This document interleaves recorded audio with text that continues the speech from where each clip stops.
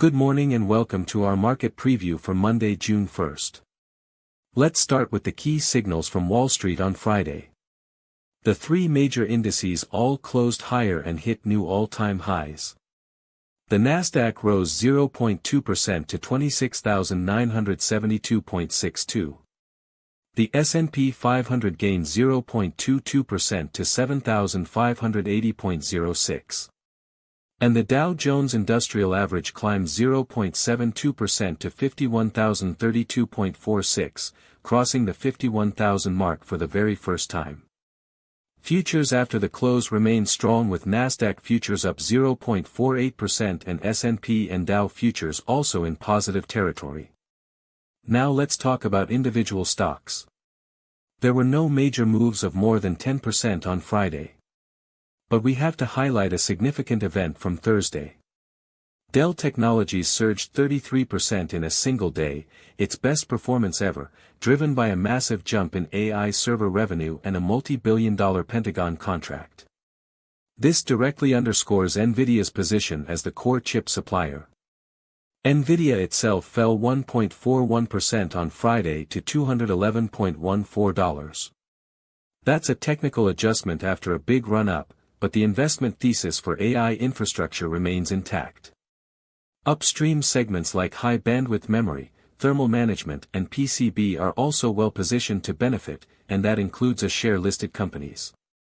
Let's move to the global macro picture.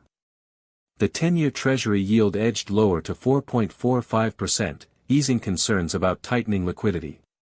The VIX Volatility Index dropped to 15.32, entering what is considered the greed zone. That tells us market risk appetite is high, but we should also be cautious about fragility when sentiment gets too optimistic. The dollar index continues to weaken, falling below 99. That's a positive for emerging market assets, especially those denominated in renminbi. Crude oil slipped to around $87 a barrel as the risk premium from Middle East supply disruptions is gradually being priced out. That's a direct benefit for the aviation and logistics sectors. Spot gold rose to $4,593 an ounce, showing that both safe haven demand and inflation hedging demand remain strong. So while the market is in risk-on mode, the fact that gold is also rising tells us this is not a one-way bet. There is still structural hedging underway. On the renminbi front, both onshore and offshore rates are holding around 6.76, showing a clear appreciation trend. That benefits import-oriented companies like airlines and paper manufacturers, and also attracts foreign capital into shares. Northbound flows are likely to be net positive next week, with a tilt toward tech growth and consumer leaders. Now let's look at the complex signals coming from U.S.-China trade and technology relations.